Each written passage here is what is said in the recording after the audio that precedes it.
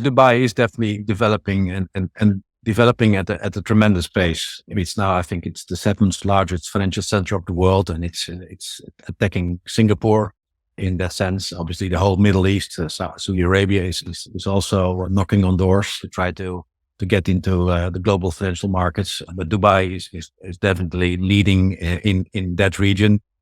And from a geographical point of view, it's obviously a good location eastwards, south, going into Africa, and westwards going into Europe and North America, South America. And that's what they're trying to take advantage of that location. And they're doing it in a very smart way, similar to how Singapore and the Singapore government have developed that country like decades ago already. And that's something they're doing in Dubai in particular as well, or the Emirates as a whole, but definitely Dubai.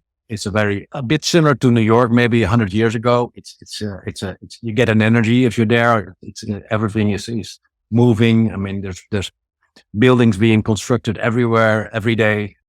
A trend that I see developing as well, at least in certain industry sectors, is that treasury professionals may increasingly have to become more industry or industry specific specialists. And I've seen that and I experienced that myself in the different sectors I worked in the commodities sector specifically, which is so different in a lot of ways as most other companies and most other industries I've worked in, like this fast moving consumer goods or the biotech and healthcare sectors.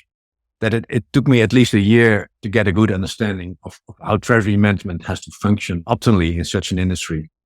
And even by then, I still did not fully understand it all. And even though this may have been less apparent and less critical so far, it would not surprise me if companies in different sectors will increasingly look for mid to senior level treasury professionals with backgrounds, with experience in those sectors. Yeah. As they cannot afford to a steep or relatively long learning curve for this group of professionals any longer.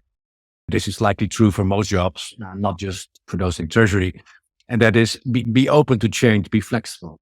Don't always automatically stick to what you know works, but try to see it differently and from multiple angles. As a treasury professional, I think I mentioned that before, you're the one-eyed in the land of the blind, or at least of the visually impaired. As a treasury professional, you can easily make the mistake thinking that you know best. So if you have learned to do something in a certain way, it's easy to think that is the only and just the best way to do things.